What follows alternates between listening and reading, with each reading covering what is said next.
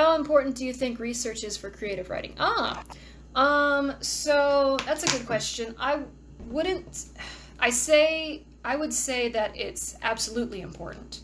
And it's important for the reason that it'll probably give you more ideas for your stories. I would also say that don't spend too much time researching, because a lot of people do that. They'll just research and research and research and feel like they can't start.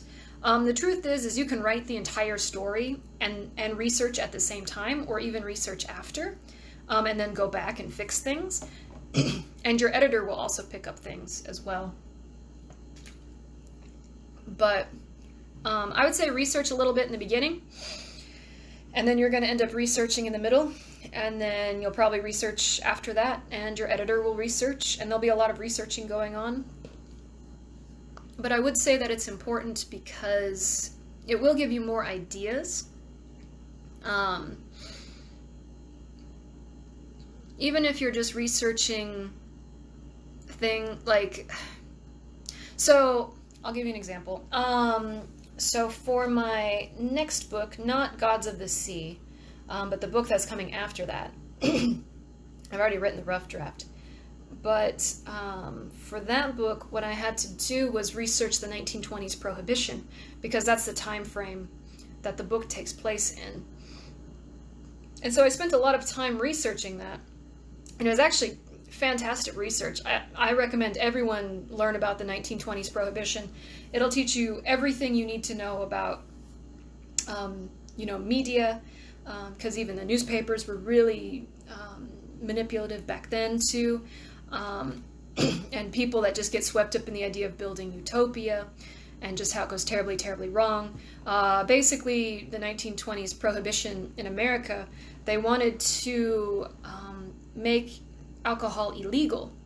And they actually succeeded. They made alcohol illegal for a short time because they thought alcohol was the root of evil, and it was making people demonic. And so they thought, if we get rid of alcohol, if we just get rid of this satanic thing, then everyone will be fine. And then all the media jumped on, and all the churches jumped on, and all the people that wanted to save the world got on, and it ended up creating the mafia.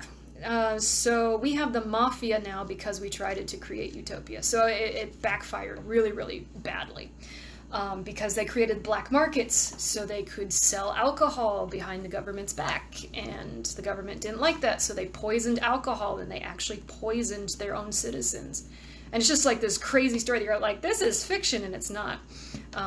And so reading all of that was just, number one, really interesting, and number two, gave me a lot of story ideas, especially about the theme, because the main character is a man that owns a winery, and he's considered like the social outcast, and so he touches upon this idea that people around him are trying to create this utopia by banning his business, basically.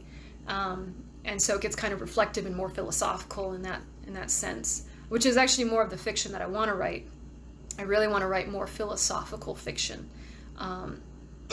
About kind of the human struggle with good and evil.